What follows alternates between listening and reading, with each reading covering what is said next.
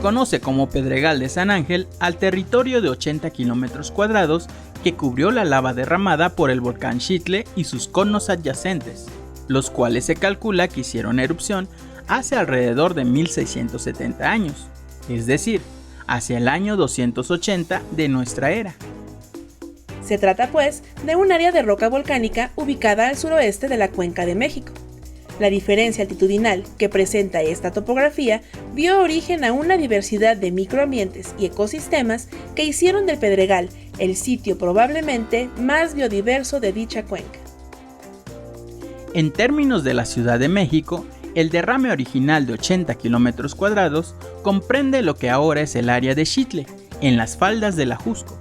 Algunas de las colonias que lo comprenden son: al oeste, Pedregal de San Nicolás; al norte, la colonia Oxtopulco Universidad con la avenida Miguel Ángel de Quevedo; al este, San Pablo Tepetlapa y el Pedregal de Santa Úrsula Xitla.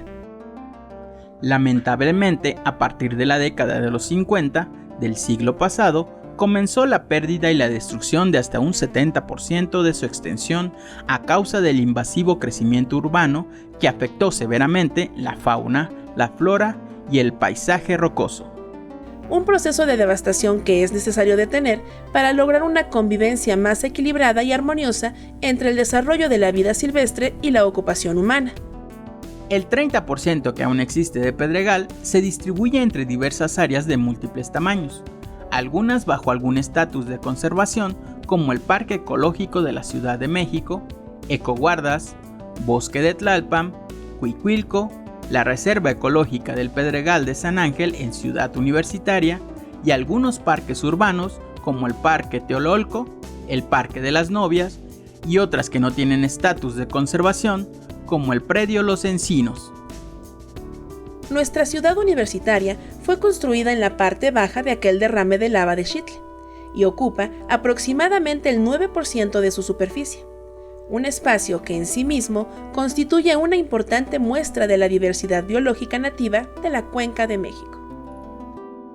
Hoy en día, del Pedregal original perteneciente a CU, solo quedan un 32%, y en él habitan más de 1500 formas de vida silvestre, adaptadas de una u otra forma a las condiciones actuales y cotidianas del campus.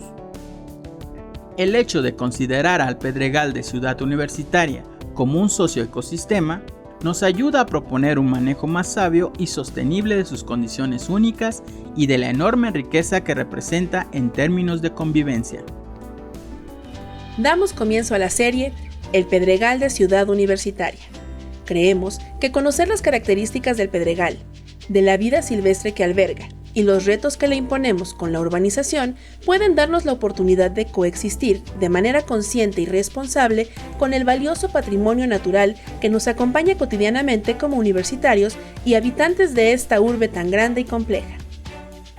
En esta primera sesión vamos a analizar el origen volcánico del Pedregal y a ahondar en los aspectos tanto físicos como geomorfológicos que explican su particular y fascinante diversidad. Sean bienvenidos al tema de hoy: la roca volcánica, la base de la vida.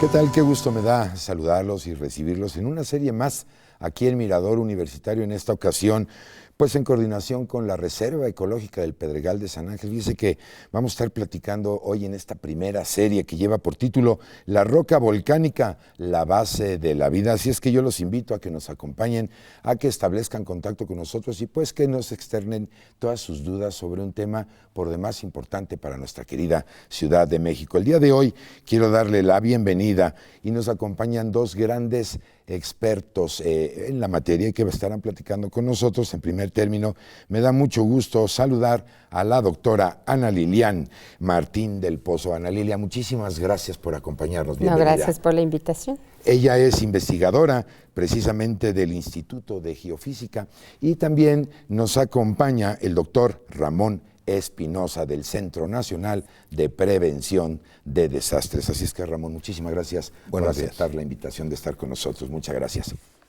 Bueno, pues yo creo que podemos aterrizar ya directamente en materia y empezar a platicar al respecto. Nuestros amigos de la audiencia ya estarán viendo todos nuestros datos de contacto en sus pantallas para que les externen a ustedes preguntas que seguramente tienen, pero yo quisiera comenzar. ¿Cómo se formó el Pedregal de San Ángel? Es decir, que nos den una visión de qué pasó. Ana Lilian. Bueno, las lavas del Pedregal vienen del volcán Xitle. El volcán Xitle es el pequeño conito que vemos en las faldas del Ajusco y no tiene que ver con el Ajusco, contrario a lo que muchos preguntan. Sí, correcto. Este volcancito se formó mucho tiempo después, hace 2000 años. De hecho, cuando se formó la lava del Xitle, todavía vivían ahí la gente que vivía en Coahuilco. O sea, Coahuilco se ha pensado que quizá era una cosa muy pequeña, pero cada vez se ha ido encontrando más y más, pues más edificios, bueno, más estructuras, diríamos. Y Coahuilco es muy interesante porque, de hecho, encontramos abajo de la lava primero estructuras redondas de tierra, bueno, de lodo, y después también está abajo de la lava, de esta lava que quitaron para que se viera la pirámide esta que está, que es pues redonda, es circular, y posteriormente hay estructuras que son rectangulares. Entonces esta lava fue bajando del volcán y fue cubriendo las diferentes áreas del Pedregal, pero lo interesante del Pedregal sobre todo es la manera que esto fluyó, como el Xitle se formó en la parte alta y la lava fluyó hacia abajo, fue formando tubos de lava, y estos tubos de lava en la parte de arriba están rellenos, en la parte de arriba están vacíos porque la lava pues forma los tubos y se vacía. Y en la parte que está aquí cerca de CU, pues esto ya llega a la parte plana y entonces ya no se vaciaron. Pero de todas maneras fueron alimentados posteriormente por dentro y por eso se hicieron tan gruesos y por eso es tan interesante. 2000 años de esta erupción, podríamos decir.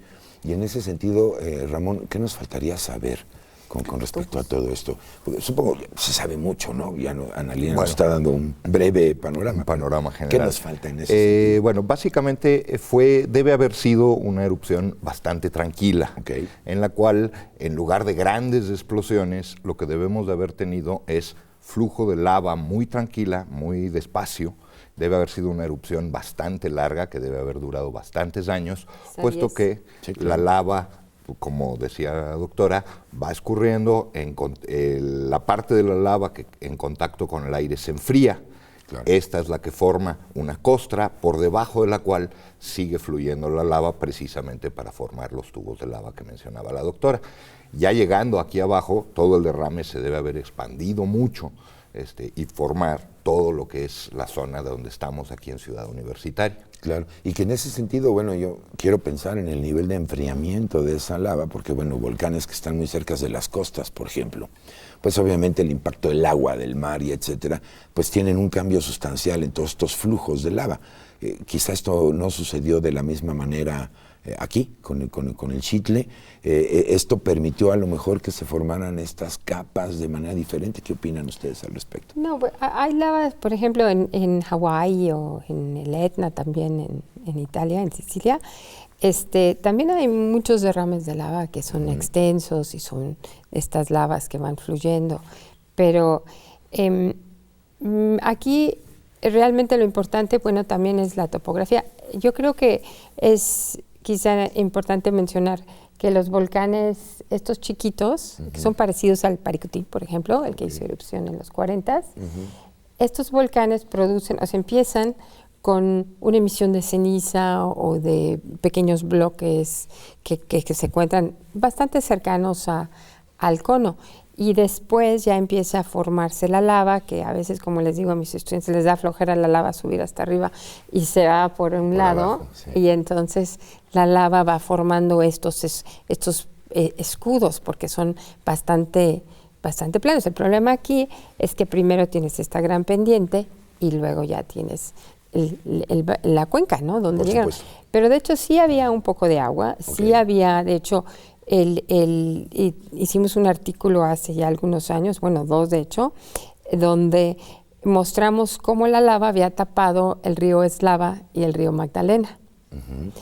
y posteriormente también llegando a la zona de Cuicuilco, precisamente había una parte de agua donde estos desembocaban, y entonces ahí, precisamente donde está ahora la Plaza Cuicuilco, se puede ver atrás de uno de estos edificios realmente cómo estaban estas lavas con los diferentes depósitos de sedimentos cuando llegó la lava. Por eso yo creo que estaban ahí, ¿no? Porque había el bosque, estaba el paisaje, estaba el agua, los ríos.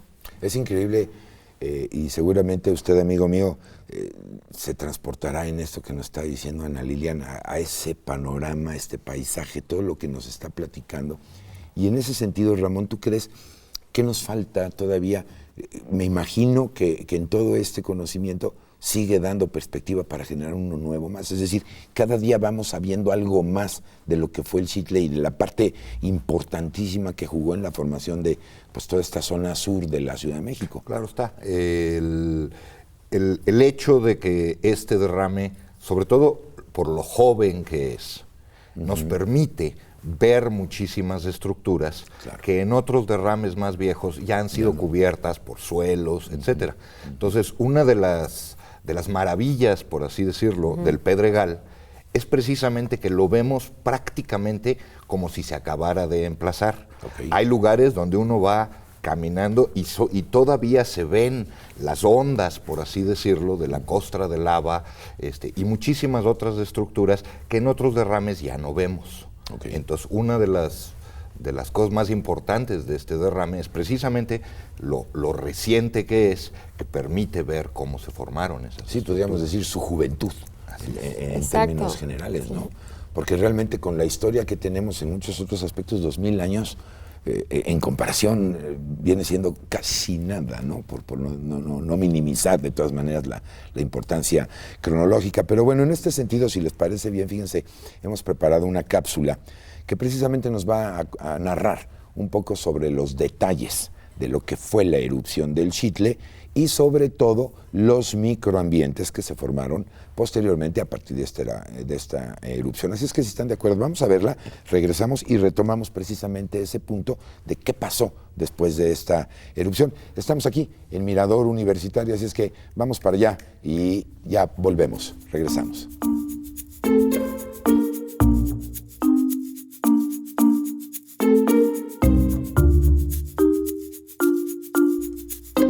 Se estima que la erupción del Xitle duró cerca de 10 años, durante los cuales expulsó diversas corridas de lava. La forma en la que la lava se solidificó se derivó de su composición, la temperatura a la que se enfrió y la topografía original del terreno. Hay zonas donde la lava alcanzó más de 40 metros de espesor. Hoy en día existen zonas donde es posible ver las diferentes corridas de lava, así como zonas donde se observa el sustrato original y la roca volcánica sobre él. La diferencia altitudinal del derrame propició que en la parte alta se desarrollara una vegetación de tipo bosque de pino-encino, mientras que en la parte baja se desarrolló un matorral. La forma irregular en la que se solidificó la lava formó una topografía sumamente accidentada. Esta diversidad topográfica genera diferentes condiciones de luminosidad, temperatura y humedad, lo cual permite o restringe el establecimiento de las especies. Esta característica hace que el Pedregal pueda albergar en muy poco espacio una gran cantidad de formas de vida nativas de la Cuenca de México. Los diversos microambientes que encontramos son los siguientes. En las planicies, donde la incidencia solar y evaporación son altas, abundan las hierbas como las dalias y pastos como el zacatón. En los sitios cóncavos más anchos que profundos, conocidos como hondonadas, hay una mayor abundancia de arbustos que comparten el espacio con hierbas y pastos adaptados a la fuerte exposición solar que reciben. Las cuevas y oquedades son cavidades variables en forma, tamaño y profundidad, en las que la radiación solar es muy escasa y por ello la humedad es relativamente alta. En ellos crecen pequeños musgos y hepáticas y son los sitios predilectos para ser habitados por mamíferos como cacomixtles y tlacuaches. Las grietas son fracturas de la roca que varían en amplitud y profundidad. En su interior reciben poca luz, pero mantienen una humedad alta. Las plantas que se adaptan muy bien a estas características son los helechos, y los árboles encuentran en estos espacios el lugar ideal para poder enraizar. Las paredes son muros rocosos cuyos ángulos de inclinación oscilan entre los 70 y 90 grados. Pueden ser parte de las grietas o ser parte de los promontorios. En ellas abundan hierbas, musgos y líquenes. Por último, los promontorios son sitios elevados con roca expuesta, fragmentada o en planchas. La incidencia solar y la evaporación son muy altas en ellos y los líquenes son sus principales habitantes. Estos microambientes a su vez se reproducen a escalas más pequeñas. Y es por ello que los invertebrados encuentran minúsculas cuevas, hondonadas y grietas ideales para habitar.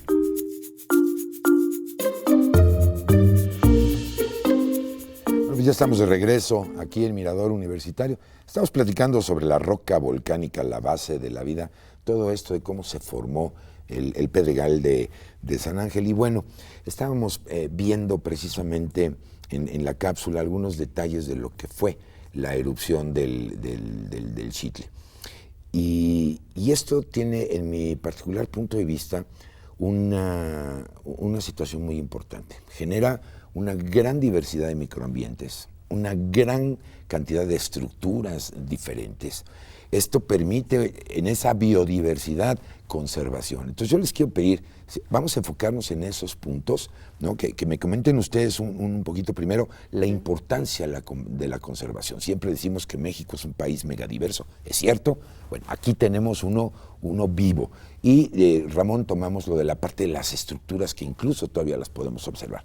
Ana Lilian, empiezo contigo. Bueno, en cuanto a conservación, no nada más es la conservación de las diferentes formas de vida, porque de hecho también la conservación de las estructuras volcánicas, que son un laboratorio natural, sí, claro, es importante para el medio ambiente. O sea, sí, por supuesto. De hecho, la lava del Xitle es la que permite todo esta infiltración que se tiene del agua. Entonces el agua de por sí es un gran recurso que es importante conservar. Claro. Aparte, el paisaje. O sea, el paisaje del Pedregal de San Ángel en sí es muy importante, o sea, tanto para la vegetación, pero también para las diferentes estructuras que se tienen en el área. Y la lava del Xitle en particular, aparte de que también puede, como decíamos, es un laboratorio natural para, no nada más para los niños, para los estudiantes, sino para el público en general, para que sepan cómo es este bagaje, cómo se formó precisamente esta zona de la Ciudad de México. Y no nada más aquí, o sea, estas estructuras las podemos conservar analogías, o sea, podemos ver analogías en diferentes partes de la República, pero el ver las diferentes estructuras. De hecho, otra situación importante es de que como se ha ido creciendo tanto la ciudad en esta parte sur, realmente las áreas del Pedregal, por ejemplo, en el Xitle hay como un lunar.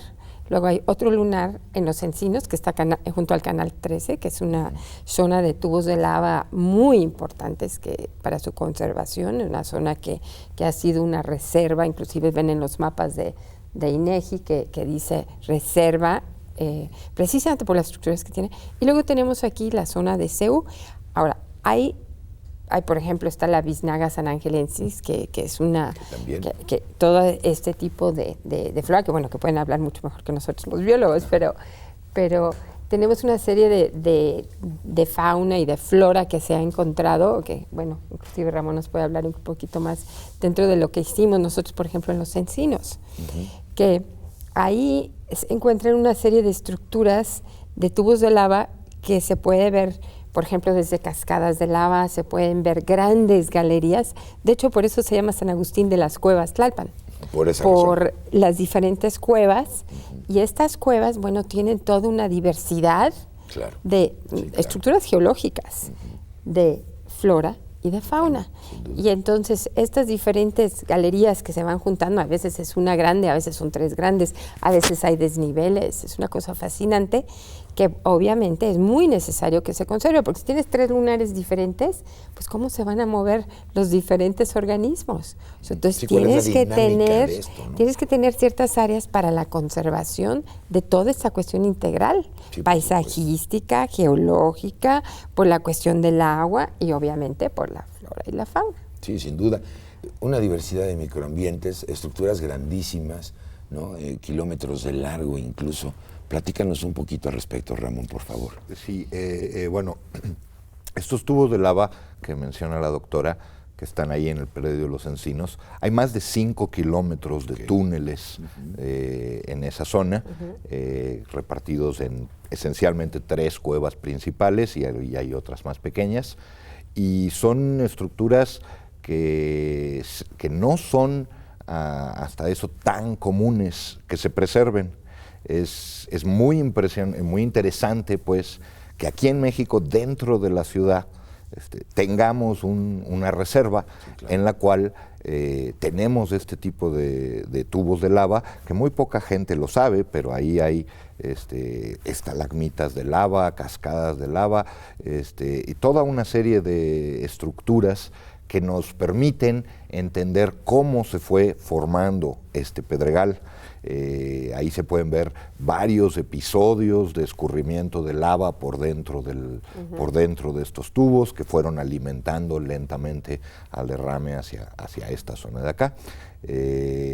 Desafortunadamente, estos tubos actualmente, como dice la doctora, están en un parchecito totalmente rodeado de desarrollos habitacionales, etcétera. Esto está a 100 metros del periférico. Sí, exacto. Y en este sentido, ¿tenemos aproximadamente una estimación de cuántas especies habitan ahí? ¿Conocen ustedes algún dato al respecto por compartirlo? En las cuevas sí hemos identificado al menos 3 especies distintas que son endémicas de esas cuevas. Okay. Una salamandra y 2 especies de insectos. Correcto. Que solamente se encuentran en el interior de estas cuevas en este derrame. Sí, hay de hecho una especie nueva, ¿no? Que se encontró durante nuestros trabajos en estos tubos de lava, que son cuevas, ¿no? Sí, claro. Pero también es importante, yo creo que considerar la diversidad que está. Sí. Esas son esas 3 que nosotros vimos, pero nosotros ni somos biólogos. Pero o sea, hay miles. Creo que Zenón Cano les puede hablar mucho mejor que eso, que él creo que ha visto, no sé, ¿para qué le doy un número? Pero creo que son más de 1000. O sea, son muchísimas. Claro. Ya platicaremos con él para que nos dé un poquito más de detalles al respecto. Y me parece que por eso es relevante que en series como esta, aquí en Mirador Universitario, pues precisamente usted, amigo mío, al igual que un servidor o que cualquier otra persona, ciudadanos de esta ciudad, sepamos que tenemos una riqueza brutal en esto, además de acompañado de una gran historia, como nos están platicando nuestros expertos en términos del origen del Pedregal de San Ángel, pero además de lo que está constituido microambientes de especies de flora, de fauna, y lo tenemos aquí. Tú decías algo que llama poderosamente la atención, al lado del periférico propiamente dicho, y que es un lugar que además se permite visitarlo y de alguna manera, vamos, en términos de la ubicación geográfica, visitarlo por la cercanía, no como parque turístico, ¿no? Pues eso sería lo recomendable para que se pudiera conservar. Exactamente. ¿No? Eso es lo que inclusive hemos estado viendo desde hace tiempo, de qué manera esto puede realmente ser una cuestión que al mismo tiempo pues apoye la conservación de las diferentes áreas, la infiltración del agua, que eso, vuelvo a insistir, es fundamental. Y que también pues todos podamos visitarlo de una manera pues con cierto control, ¿verdad? Porque tampoco pueden llevarse un pedacito de la estalagmita, ¿no? Y respeto, ¿no? Y precisamente educación. Exacto. En ese sentido, el comentario, porque a veces tenemos una riqueza muy vasta y la desconocemos y a veces, sobre todo, ni siquiera la cuidamos. Y me parece que en este sentido es algo maravilloso, digno de sugerir. Ojalá y que esta serie sirva de preámbulo para llegar a ese punto que ustedes me están comentando. Y bueno, vamos a conocer ahora algunos detalles también sobre el derrame, de lo que estaban ustedes platicando, de estos derrames, derrame de lava, las implicaciones históricas que tuvo en la cuenca. Inmediatamente después nosotros hacemos una brevísima pausa y regresamos aquí en Mirador Universitario para seguir platicando sobre la roca volcánica, la base de la vida. Ya volvemos.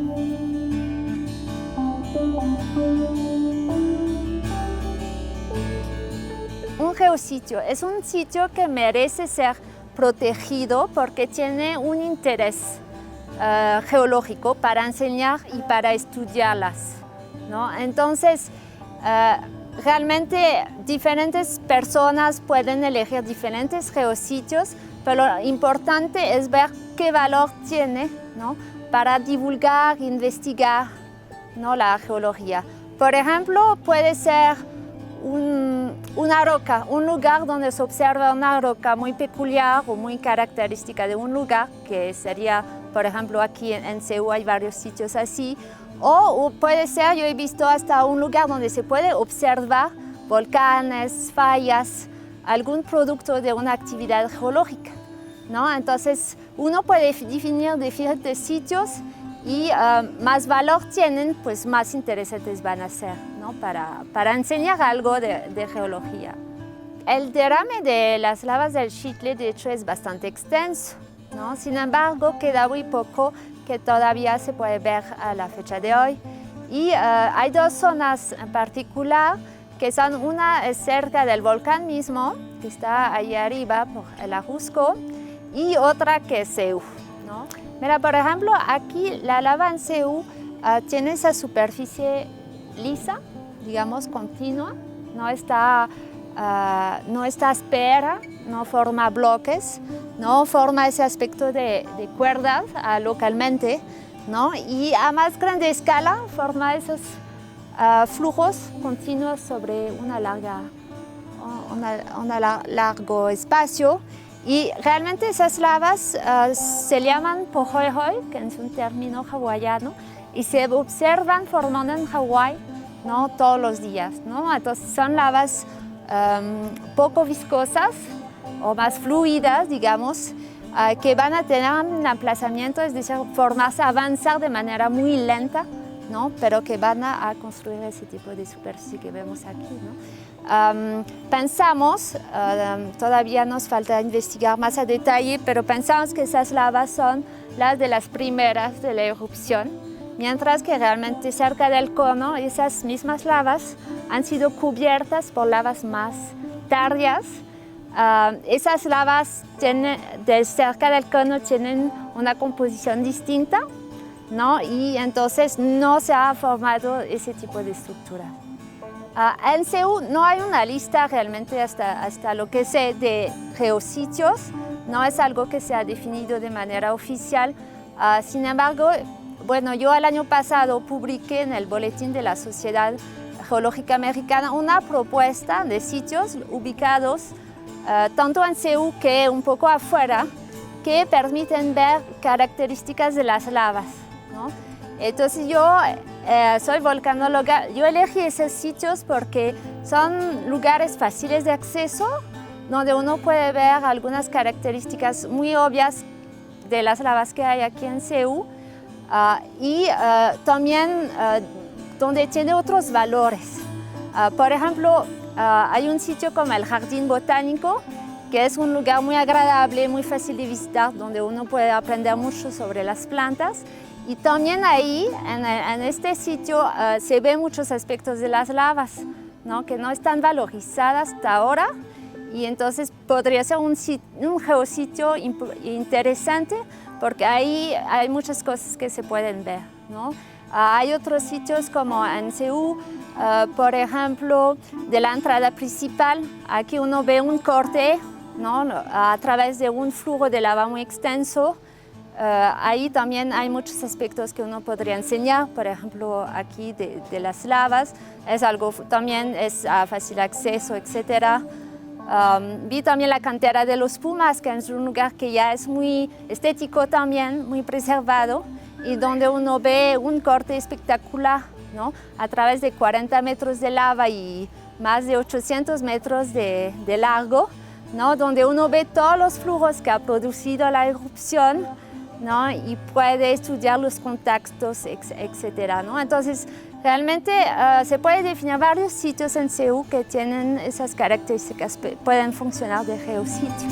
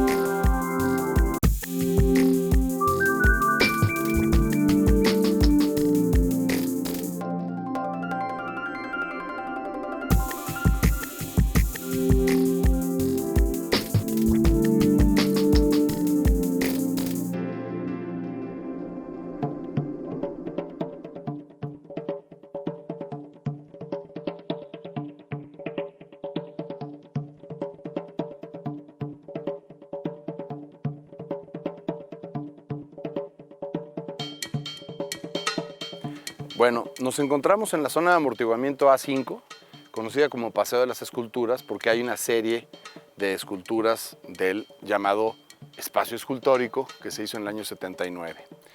Aquí es una zona de amortiguamiento porque hay un poco de perturbación, pero se encuentran fragmentos bien conservados. Y es fácil encontrar aquí varias plantas que representan muy bien este matorral xerófilo. Por ejemplo, en esta época están saliendo las dalias. Son todos estos tallos con flor anaranjada, flor amarilla, flor roja, algunas moradas o rosas. Y son plantas anuales que salen durante esta época, pero también están, por ejemplo, la estrella de San Nicolás o Mila biflora, que es una planta también de esta época, muy característica del Pedregal. Si caminamos por este lado, bueno, también van a ver los pastos nativos, son estos zacates, estos zacatones, que tienen 1,5 metros, 2 metros de altura, y es el pasto característico, el pasto amacollado, característico de los pedregales también. En las zonas con hondonada, como esta, donde hay un poco más de sombra, vamos a encontrar plantas como las begonias. Vamos a encontrar que los árboles se han desarrollado mucho más. Por ejemplo, estos tepozanes ya son arbolitos de 3 o 4 o 5 metros de altura. Árboles que han desarrollado un poco más de altura porque están en una hondonada en donde hay más humedad, donde se acumula un poco más de humedad y que además están de alguna manera resguardadas del sol. Están hacia el norte y por lo tanto las condiciones favorecen el crecimiento y el desarrollo de estos árboles. Vamos a encontrar por esta zona, por ejemplo, plantas como Buvardia ternifolia, que es esta planta roja, que es muy llamativa y que, por ejemplo, le encanta a los colibríes venir a extraer la miel de esa flor. Entonces, es una flor también típica del Pedregal y que se distribuye muy fácil en los lugares con estas condiciones de asoleamiento. Vean la roca, aquí prácticamente hay cero suelo, ¿no? No se ha acumulado suelo en estas rocas y lo poco que se ha acumulado ha favorecido el crecimiento de algunas plantas, entre ellas algunas plantas exóticas. Otra característica importante es que en las zonas umbrías aparecen muchos helechos y hay una cantidad importante de helechos, por ejemplo ahí se ven claramente. Hay una cantidad importante de helechos de diferentes formas, de diferentes colores, de diferentes tamaños, que aparecen justo en esta época de lluvias y que durante la época de secas prácticamente se convierten en hojarasca. De este lado hay un paredón muy interesante de roca que está expuesta al sur y es interesante ver la cantidad de plantas y organismos que viven en esos paredones, a diferencia de los campos cultivados con pasto, que solamente es una especie. Van a ver en este paredón la cantidad de plantas diferentes que hay.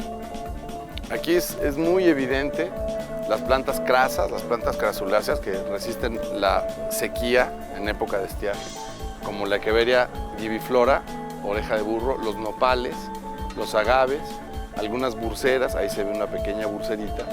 Y claro, ahorita como está lloviendo mucho, aparecen una cantidad de helechos que prácticamente cubren toda la roca, pero la cantidad de suelo que se puede acumular en una roca que prácticamente es vertical es muy poca. Entonces, por lo tanto, toda la vegetación que ven ahí prácticamente es vegetación nativa del Pedregal.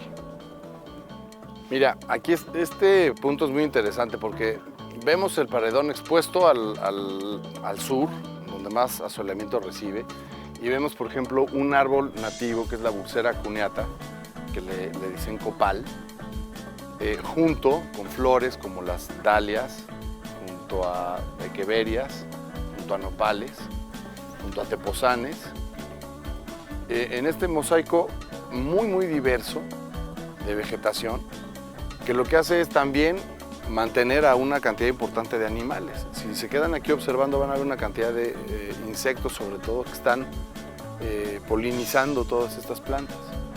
Ahora, este es un paredón que está dando al sur, que tiene una grieta en donde cambian las condiciones de asoleamiento, cambian las condiciones de humedad y por lo tanto salen otras plantas ahí. Y de este lado van a ver un manchón muy interesante de plantas, por ejemplo, de begonias, que son plantas que les gustan mucho los ambientes sombríos, sombreados. Y ahí se puede ver claramente un manchón grande, importante, de puras begonias, mezclados con otras plantas. Como por ejemplo estas, Comelina celestis, que es también una flor de la época de lluvias, de aquí del matorral, y que en su conjunto dan esta variedad tan interesante de plantas que tienen los pedregales. Entonces, de alguna manera es la relación entre las formas de la roca, entre la geología del sitio, las formas de la lava, que al enfriarse dieron diferentes características de rugosidad.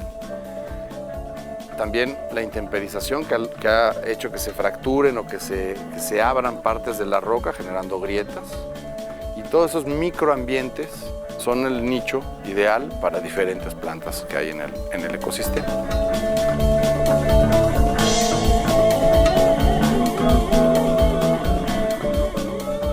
Muy bien, pues ya estamos de regreso aquí en Mirador Universitario. Muchas gracias por continuar con nosotros. Si usted, estimado amigo o amiga, nos acaba de sintonizar, estamos platicando sobre la roca volcánica, la base de la vida, en esta serie sobre el Pedregal de Ciudad Universitaria. Y bueno, en sus pantallas estarán apareciendo todas nuestras líneas de comunicación para que usted sea tan amable de establecer contacto con nosotros y aproveche a estos dos grandes expertos que me acompañan el día de hoy para que les cuestione todo lo que usted quiera sobre el origen, la importancia y el impacto que tiene nuestro querido Pedregal de San Ángel en todo esto, aparte de lunares que ya nos comentaba Ana Lilian, que están inmersas en nuestra querida Ciudad de México. Y bueno, retomando nuestro tema en este sentido, ¿qué remanentes de pedregales tenemos hasta el día de hoy? ¿Qué otros pedregales existen? Si me pueden platicar un poquito al respecto y qué características tienen estos pedregales, porque bueno, hablamos del Pedregal de San Ángel, que a lo mejor puede resultar muy conocido, pero a lo mejor hay otros, Ana Lilian. Bueno, de hecho, el Xitle es parte de la Sierra Chichinautzin, que Chichinautzin significa señor que quema. Y es precisamente porque los habitantes de ese tiempo pudieron ver como el volcán Chichinautzin, otro volcán que también es muy joven, que está yendo hacia Cuernavaca. Ahí por la Pera vemos las lavas también del Chichinautzin, un poquito más arriba, porque también están otras lavas de otros volcanes que son un poquitito más viejo. Pero entonces este volcán también produjo mucha lava, también produjo bastante pedregal. Estos son los dos volcanes más jóvenes, que precisamente ahorita otra persona de nuestro grupo, Amiel, está estudiando precisamente para tratar de ver, bueno, a dónde nacería el próximo volcán de este tipo. Porque como estos volcanes se forman, en vez de formarse una gran estructura como el Popó, son pequeños conductos que entonces si hay más magma, pues saldrá otro volcán, ¿no? En el mismo lugar.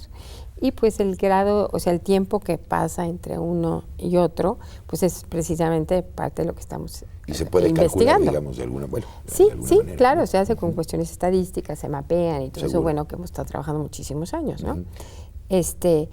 Pero a partir de esto, pues se puede reconstruir. De hecho, los volcanes monogenéticos, como se llaman, como el Paricutín que decíamos, hacen erupción normalmente de 1 mes a 10 años. Y luego ya se acaban. Y luego ya pasan años y luego nace otro. Entonces, eso es algo de lo que estamos trabajando ahorita.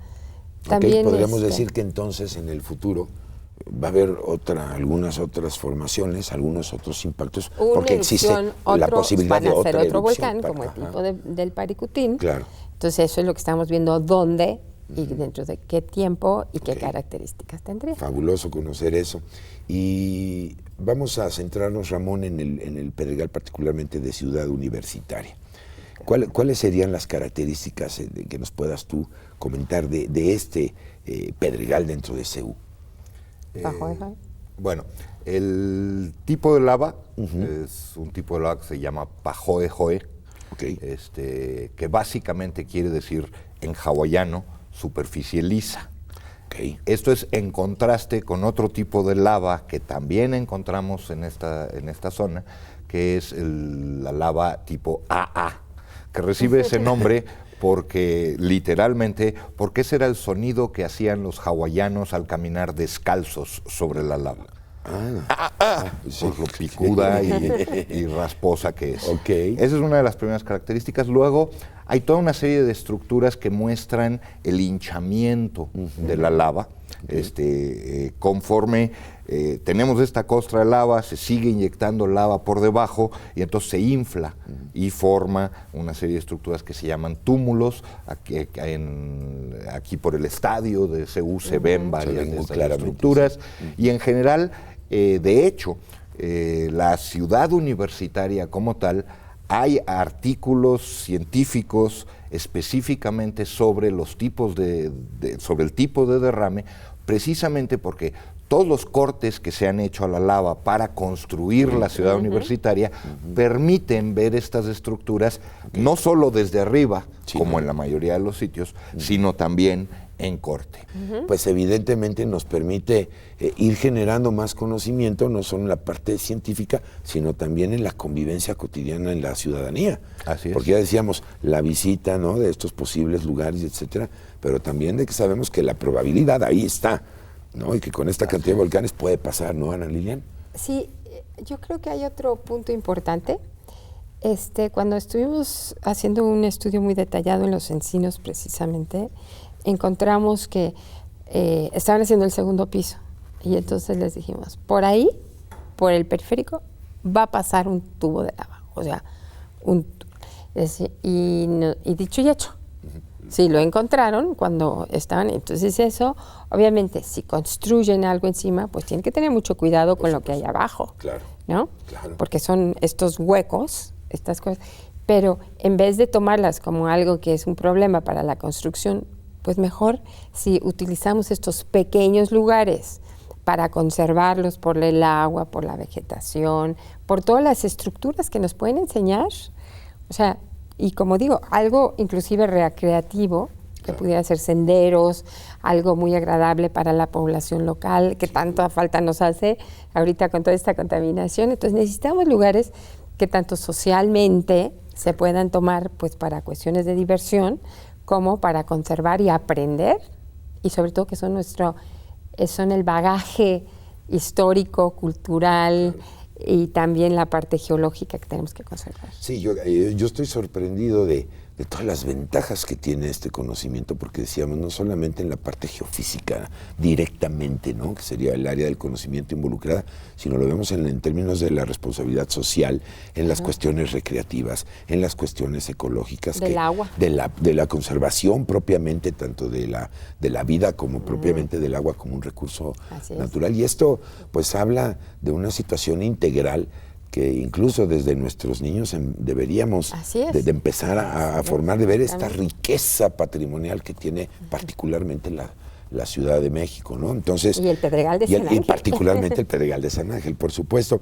Y en este sentido, pues vamos a ver precisamente a alguien a quien le agradezco muchísimo, que también participó con nosotros y que de alguna manera pues él está directamente en la Reserva Ecológica del Pedregal de San Ángel y nos va a platicar de la topografía. Ya ustedes habían tocado un poco ese elemento de que la topografía tiene muchísimo que ver en esto y la influencia sobre todo de los humanos en estos espacios. Así es que le agradezco mucho a Saúl Rodríguez el que nos haya concedido esta entrevista. Vamos a ver, los acompaño, por favor, para que veamos qué es lo que nos platica sobre cómo hemos nosotros, los seres humanos, participado en estas circunstancias y sobre todo qué influencia tuvo o ha tenido la topografía en la formación de este pedregal. Vamos para allá y regresamos inmediatamente aquí a Mirador Universitario. No se vaya.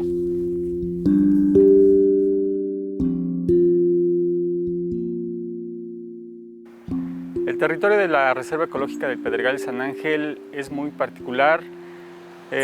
Corresponde a las erupciones del Xitle. Es muy abrupto.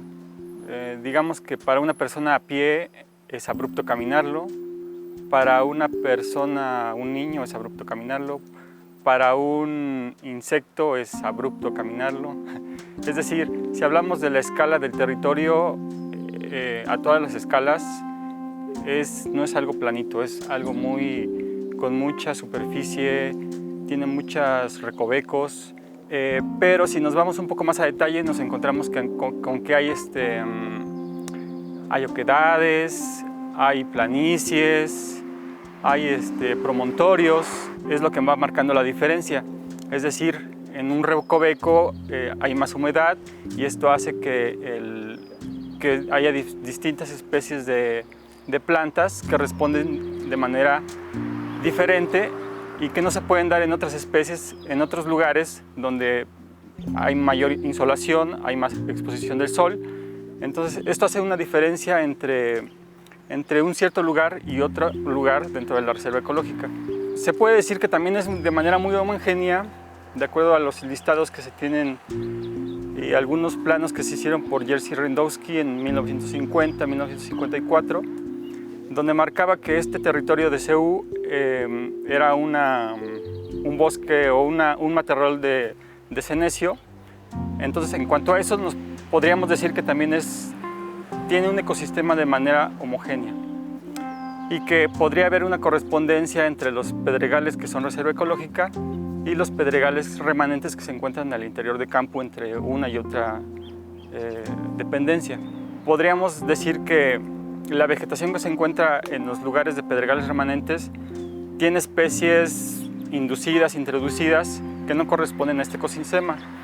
Por lo tanto, la diferencia de los pedregales remanentes sí se ve, hay una gran diferencia de los pedregales que son de la propia reserva, ¿no? Si nos referimos un poco a las condiciones de topografía o de altitud del territorio, en la parte alta, allá en el Xitle, podríamos decir que está a cerca de los 3.100 metros y donde empieza Ciudad Universitaria, de la parte más alta, estamos alrededor de los 2.350, 60, que es por el CCH Sur. Esa es la parte alta. Entre más alta podemos encontrar algunos encinos, otras especies de árboles, especies más arborescentes. Conforme vamos bajando hacia lo que era la parte limítrofe del lago que era Texcoco, la presencia de esto es menor y encontramos más matorrales. En la parte baja llegamos alrededor de los 2.260 metros. Es decir, que estamos hablando de una diferencia altitudinal de cerca de 90 metros, casi 100 metros entre la parte de Ceú, entre la más baja y la más alta. De acuerdo a algunas referencias que hemos buscado al respecto de la erupción del Xitle y de las lavas, en Ciudad Universitaria tenemos lavas que son, por lo que se ha visto, muy sólidas. Esto lo podemos ver, por ejemplo, en la cantera Oriente, que es parte de la reserva ecológica, donde hubo una cantera de extracción de roca, y ahí se ve unas paredes de cerca de 20 a 25 metros de altura, donde se ve la roca totalmente sólida. A diferencia de otras lavas que se encuentran, por ejemplo, en la zona cercana al periodo de los encinos, que está muy cercano del periférico, donde podemos aún observar algunos túneles, tubos lábicos, donde por ahí se corría la lava, y esto hace que para cuestiones de edificaciones sea un poco más complejo el sistema por el que el suelo no es tan firme para poder hacer este tipo de construcciones que se dieron aquí en Ciudad Universitaria, donde la cimentación fue bastante sólida.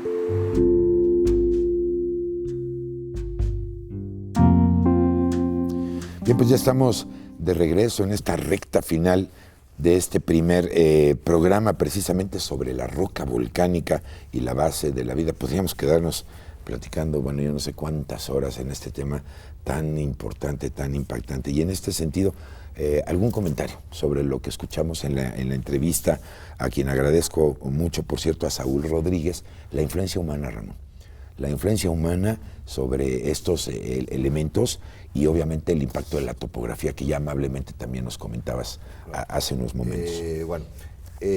Por un lado, Primero hay que pensar en la influencia que tuvo el volcán en las personas que ya habitaban aquí. Que ya estaban ahí. Que ya se ha mencionado.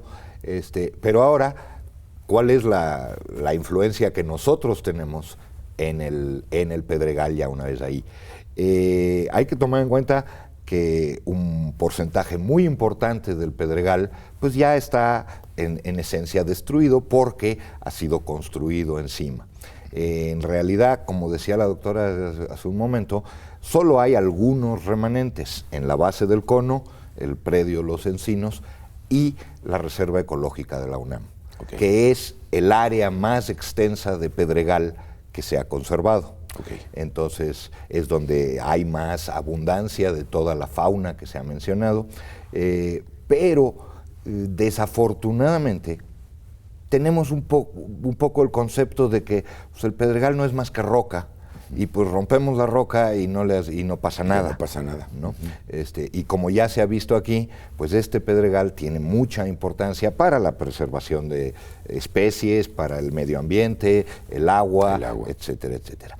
Entonces, en ese sentido es que es muy importante educar a la población. Sin duda alguna. Para que entiendan la importancia, no solo desde el punto de vista recreativo, sino inclusive para la salud. Sí, claro, ¿no? Todo lo que implica y sobre todo tratar de cambiar esa visión, diría yo, respetuosamente simplista, como bien tú apuntas, de que aquí no pasa nada en los temblores, porque como es pura piedra y se acabó el asunto. Y estamos viendo que no, o sea, tiene un impacto grandísimo, Ana Lilian. ¿No? Bien lo comenta Ramón en este sentido.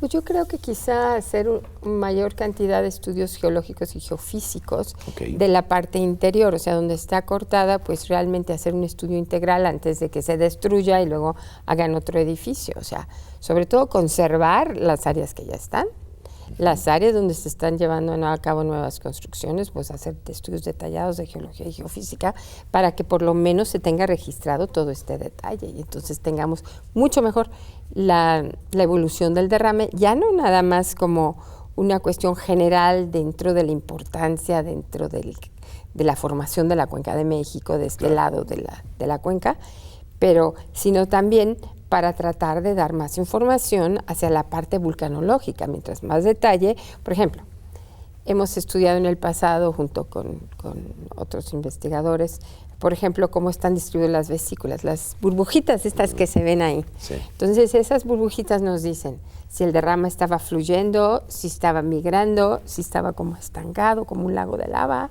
Entonces, todas esas cosas las podemos reconstruir la historia. Mientras más conocemos la geología y la geofísica, mejor reconstruimos las erupciones y en general esta información sirve pues para toda la vulcanología, no nada más para aquí. Claro. En este sentido, bueno, sabemos que está la Reserva Ecológica del Pedregal de San Ángel como organización oficial, pero ¿algún marco regulatorio en particular a esta zona que abarque y que involucre estas tres zonas que ustedes ya me han platicado, el Cono, Los Encinos y CEU, y que de alguna manera pudieran establecer una política pública, vamos a llamarle así, para esa protección? Porque creo que eso, adolecemos en ese sentido este punto, ¿no? ¿Cuál sería su opinión al respecto, Ramón? Bueno, la reserva del Pedregal de la UNAM, por así decirlo, digamos... Es de San Ángel, realmente, no nada más es de la UNAM. Exacto. No. Pero digamos que, ya existe, hay una institución encargada de proteger eso.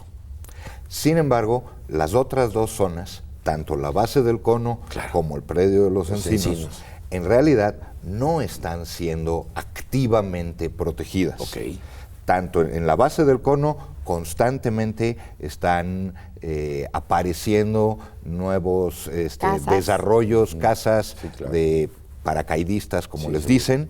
En más de una ocasión ahí ha habido desalojos, etcétera. Problemas. Y por otro lado, la zona de Los Encinos está totalmente rodeada de propiedad privada. No hay acceso libre a esa zona y en más de una ocasión ha habido intentos de, aún siendo eso un área protegida, construir, de urbanizar. Porque además, pues, tomando en cuenta precisamente dónde está, a 100 metros del periférico, pues es un terreno que, si yo quiero construir, es muy valioso. Seguro. Claro que no me doy cuenta que lo que yo estaría destruyendo es algo mucho Tiene más otro valioso, tipo de, ¿no? de valor, pero... Tiene un valor no económico Sí. quizás, pero muchísimo más importante en otro sentido. El valor se mide de muchas maneras. Claro, Así es. y el valor Entonces- es grandísimo, ya me lo platicaron. Y bueno, El valor ambiental, el valor educativo, el valor responsabilidad social, o sea, mil tiene cosas. muchas cosas. Y creo que también es de valor agradecerles a ustedes su participación. El tiempo en televisión desafortunadamente es inexorable y podríamos quedarnos platicando horas. Ha sido una delicia platicar con estos expertos que me acompañaron, que me hicieron el favor de acompañarme, y a usted, por supuesto, de platicar. Yo les quiero agradecer de veras, muchísimas gracias por haber estado con nosotros, y sobre todo a usted, querido amigo, en nombre de este gran equipo de televisión, agradecer el favor de su atención, el privilegio de que nos haya acompañado, y yo los invito a que estén con nosotros en una serie más, en un programa más de esta serie en particular, así como de muchas otras, aquí en Mirador Universitario, donde el día a día nos permite conocer algo más sobre nuestro querido México y sobre nuestro querido planeta. Así es que yo soy Carlos Esquivel Acroa, agradeciendo el favor de su atención. Muchas gracias de nueva cuenta. Gracias. Y hasta la próxima.